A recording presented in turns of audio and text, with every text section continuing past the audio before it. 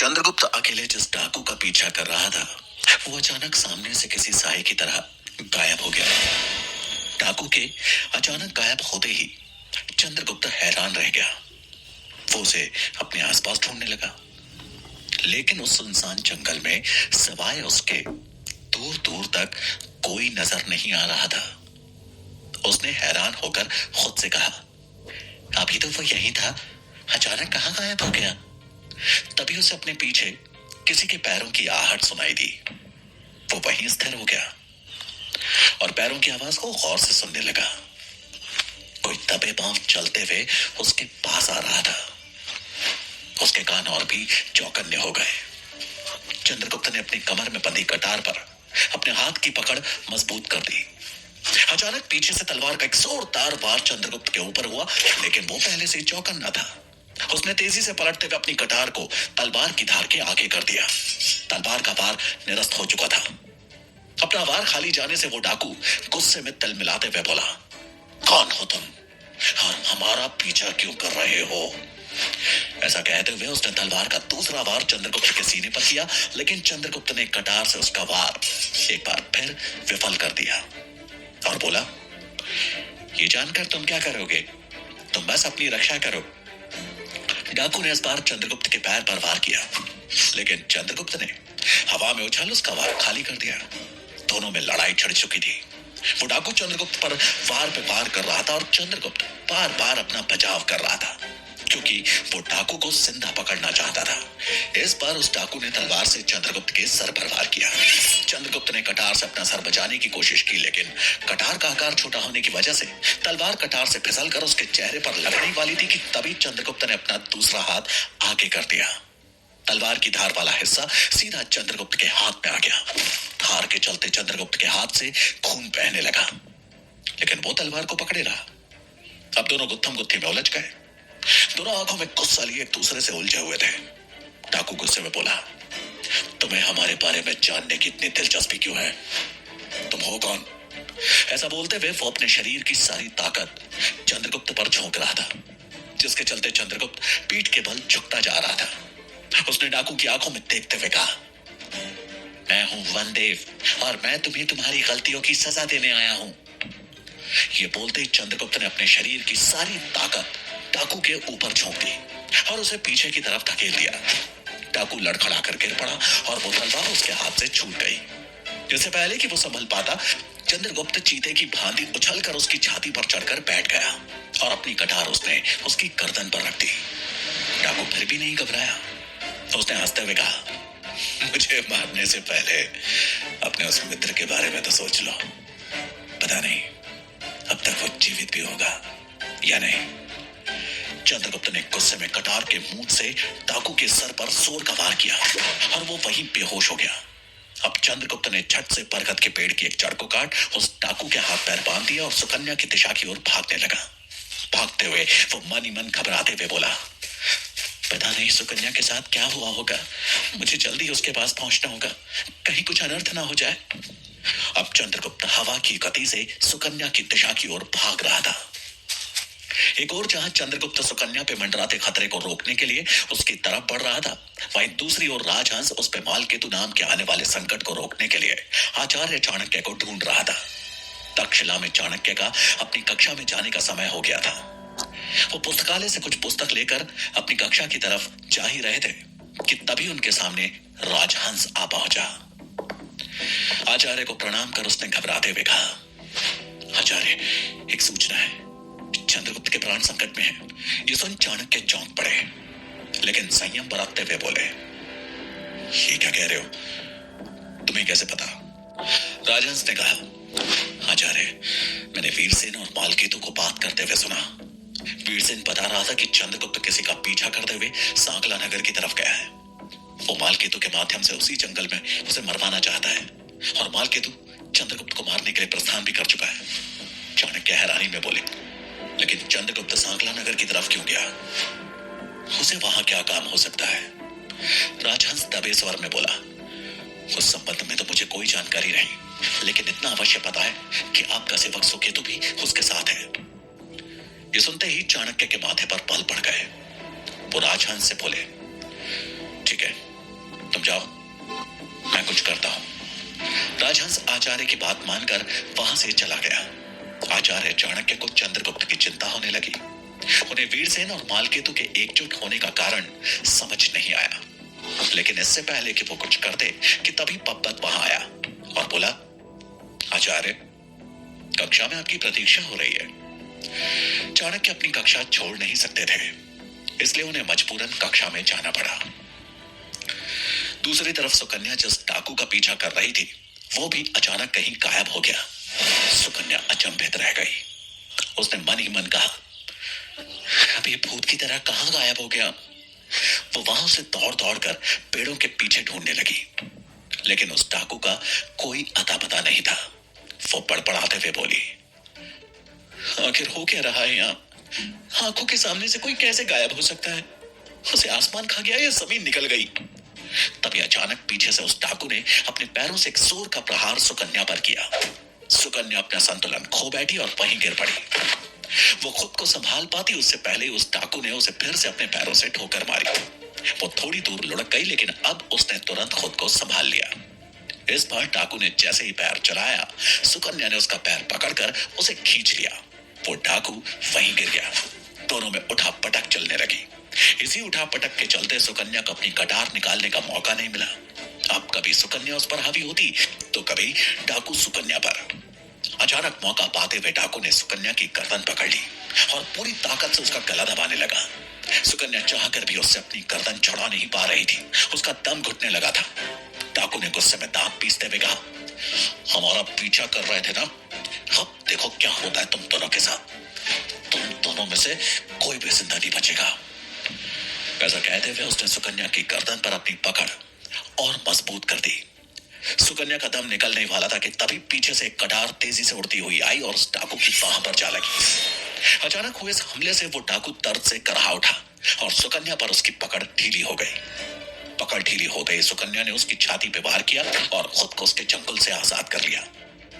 चंद्रगुप्त के वहां पहुंचने से पहले ही सुकन्या ने अपनी कमर में छिपी कटार को निकाला और गुस्से में उस डाकू की गर्दन पर जोरदार वार कर दिया।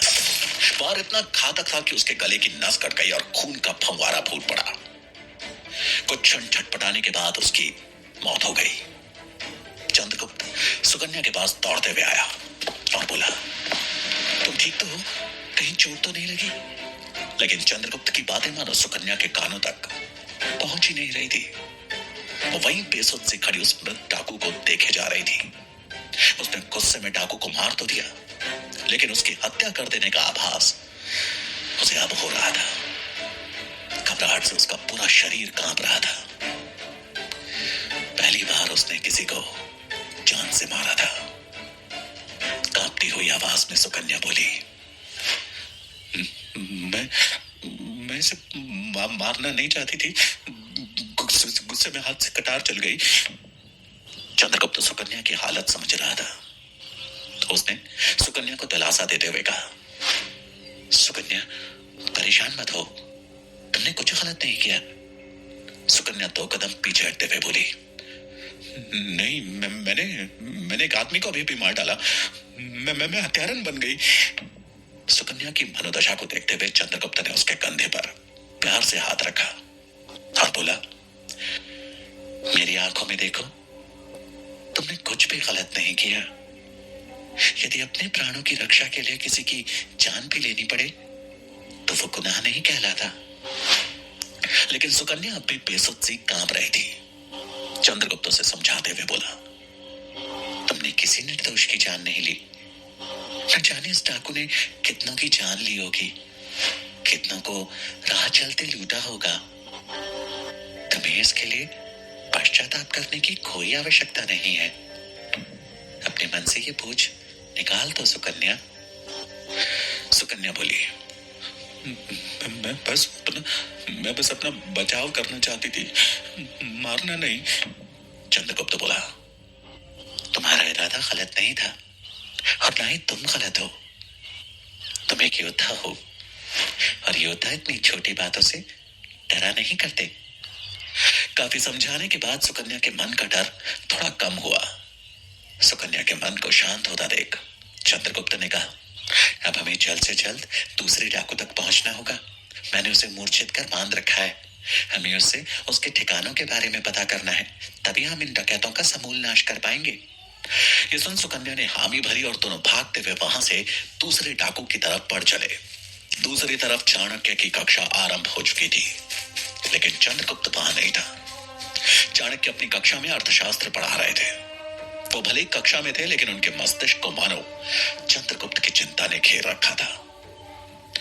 इधर वीरसेन और पप्पत का ध्यान भी कक्षा में ना होकर चंद्रगुप्त की हत्या की खबर मिलने पर केंद्रित था।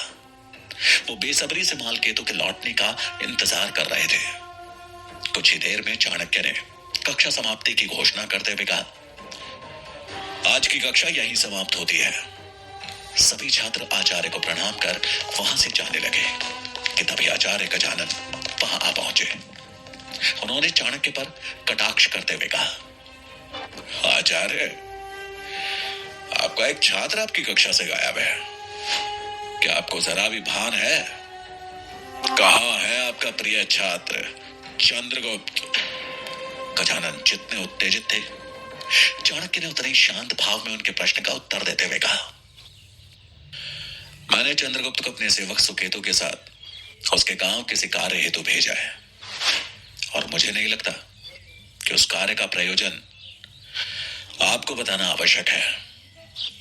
आचार्य गजानन उनके उत्तर से चिढ़ गए और धमकी भरे स्वर में बोले, उम्मीद है कार्य खत्म करके चंद्रगुप्त कल प्रातः मेरी कक्षा में उपस्थित रहेगा, अन्यथा ये बात मुझे कुलपति तक ले जानी होगी।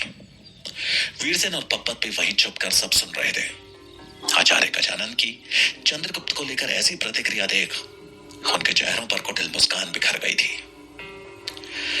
कक्ष से बाहर निकल आचार्य गजानन की नजरें जैसे ही पप्पत और वीरसेन से मिली तो तीनों आपस में मुस्कुरा उठे।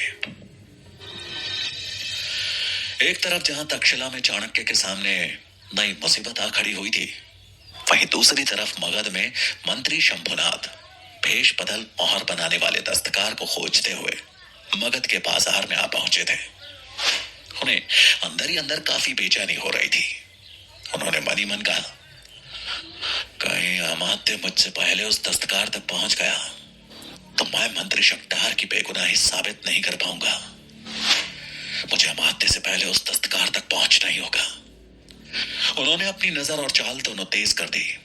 बाजार पहुंच वो एक मोहर बनाने वाले के पास गए और बोले, क्या आपके यहाँ कोई यूनानी मोहर बना सकता है?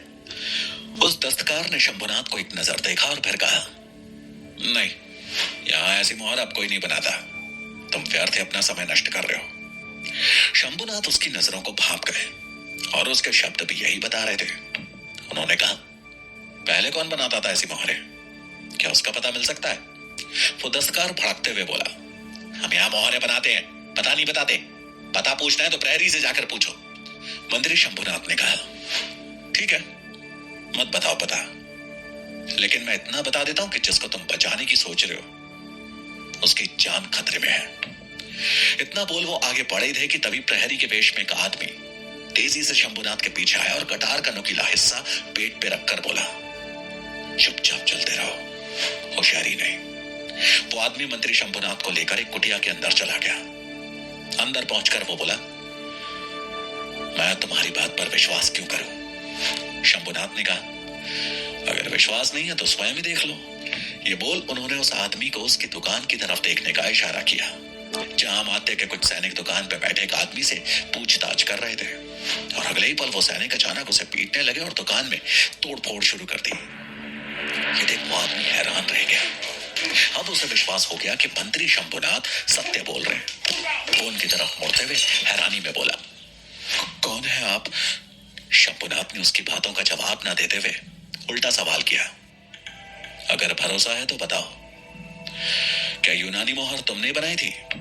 उसने खाट पर बैठते हुए कहा, महाशय, मैं ही हूं दस्तकार मिलिंद, जिसने वो यूनानी मोहर बनाई।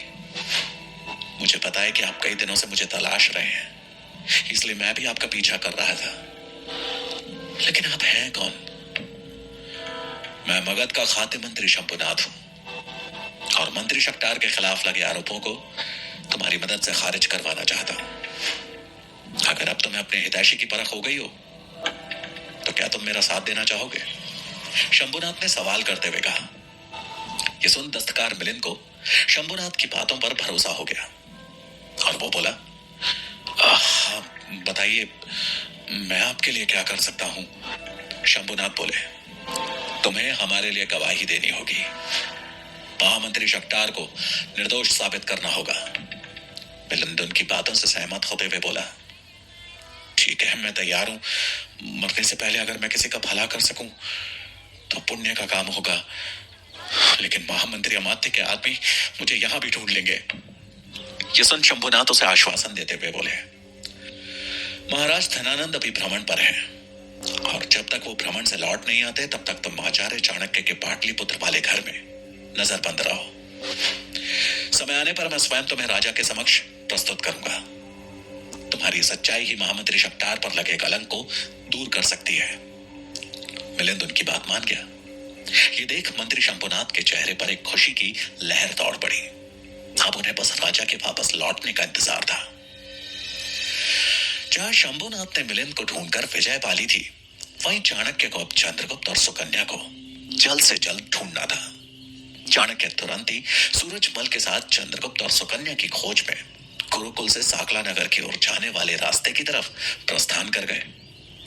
इधर सुकन्या और चंद्रगुप्त जब उस स्थान पर पहुंचे जहां चंद्रगुप्त ने एक डाकू को बांधा था, तो उसे गायब देख हैरान रह गए। सुकन्या हैरानी में बोली, कहाँ है वो डाकू? तुमने तो कहा था कि उसे बांध कर आए हो।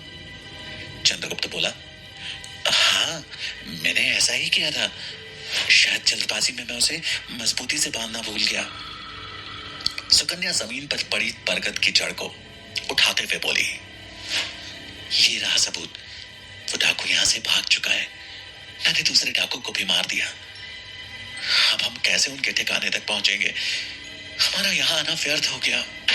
अब दोनों के पास सिवाय वापस लौटने के कोई उपाय नहीं था, लेकिन कोई था जो नहीं चाहता था कि वो यहां से जिंदा वापस लौटे।